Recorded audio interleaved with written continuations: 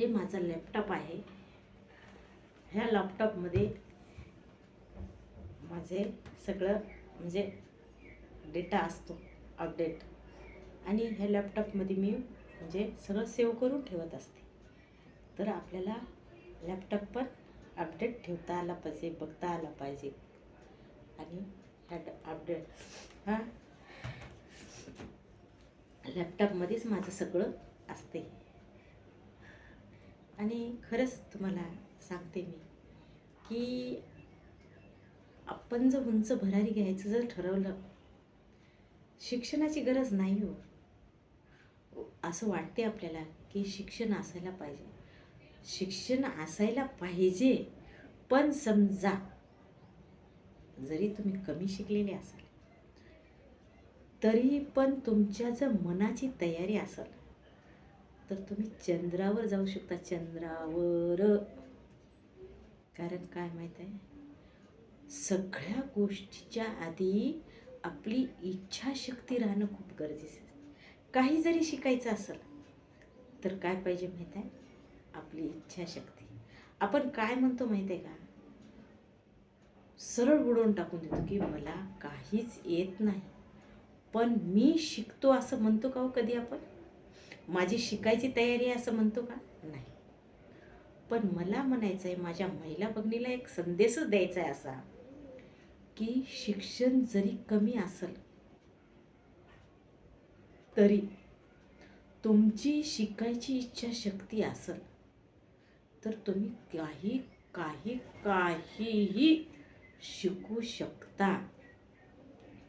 आणि तुमची प्रगती, तुमच्याकडं इच्छा असली पाहिजे, शिकण्याची इच्छा. तुम्हाला एका मुंगीचं उदाहरण देते मी. ज्या वेळेस मुंगी भिंतीवर चढते, तुम्ही मुंगीचं भिंतीवर चढताना निरीक्षण करून बघा.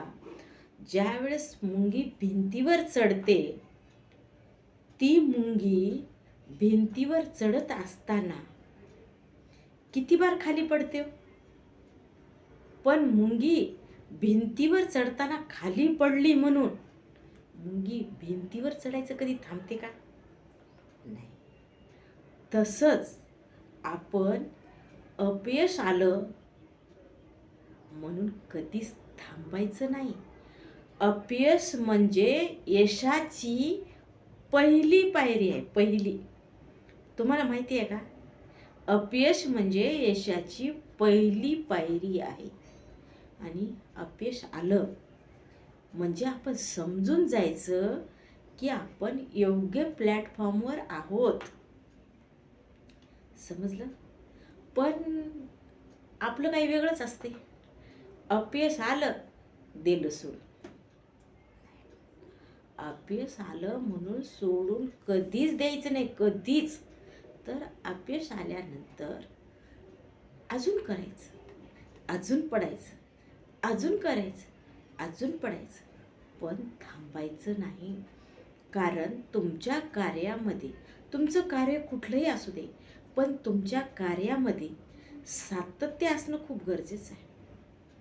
मग तो विद्यार्थी असू द्या, तो कर्मचारी असू द्या, ती महिला असू द्या, ती मुलगी असू द्या, की ती वयोवृद्ध म्हातारी असू द्या, आजी जरी असली, तुमच्या कुठल्याही कार्यामध्ये सातत्य असणं गरजेचं आहे.